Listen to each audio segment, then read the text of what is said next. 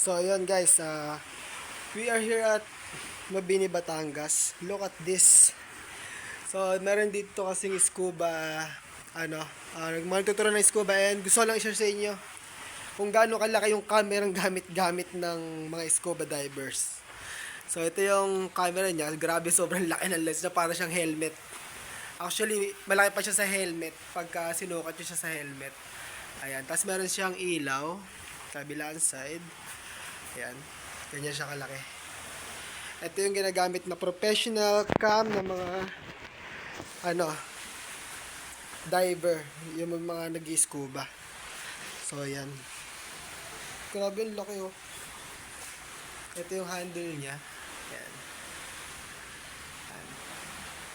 naka-open pa siya.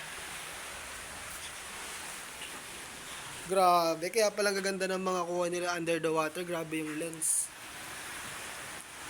Kasi laki ng bola ng golf yung mismong lens niya. Ayan. So yun lang guys, bye.